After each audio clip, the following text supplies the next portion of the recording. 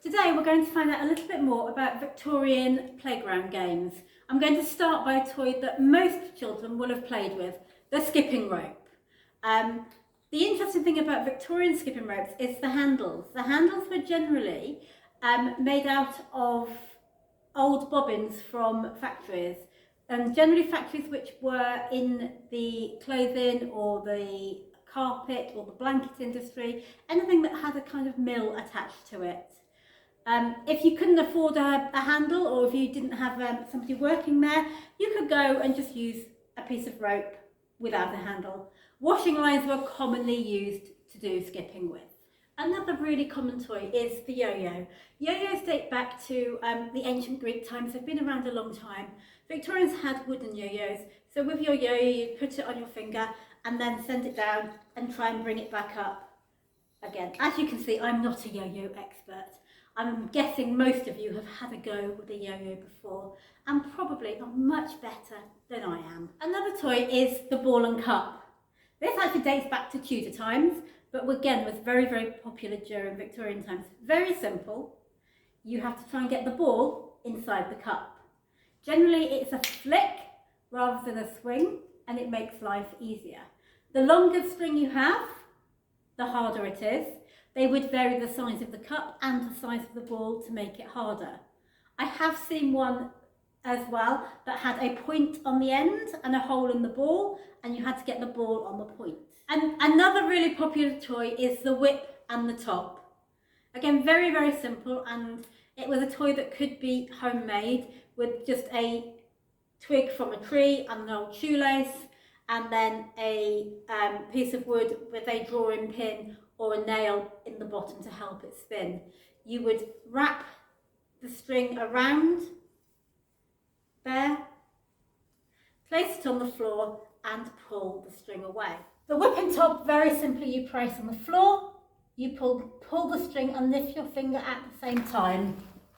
Once it's spinning, you would get close and you would try and hit it with your whip. You have to be very careful when you're playing with a whipping top.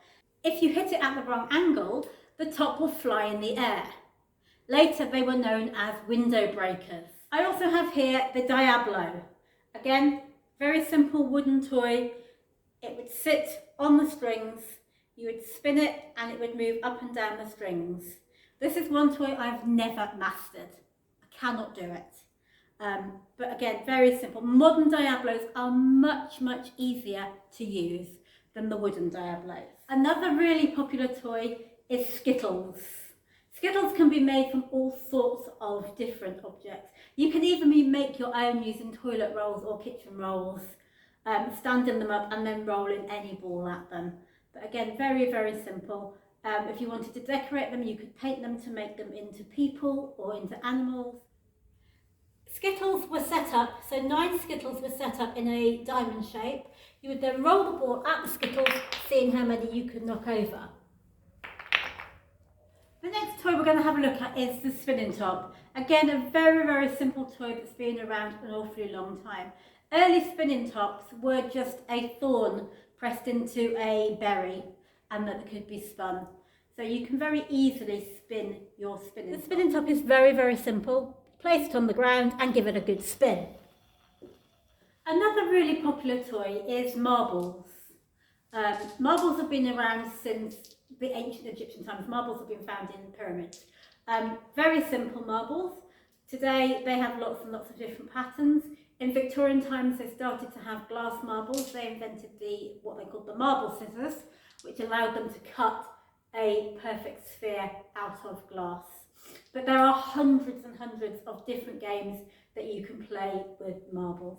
In Victorian times it was commonplace for boys to have a couple of marbles in their pockets and would play with them in the gutters, in the playground, any bit of land that they could find. This is the thaumatrope. It has 2 pictures, one on either side.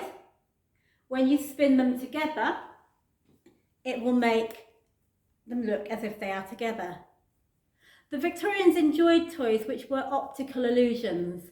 The Jacob's Ladder was an optical illusion toy, as was the zoetrope. And also the flick book, again, another toy which is extremely simple to make your own versions of.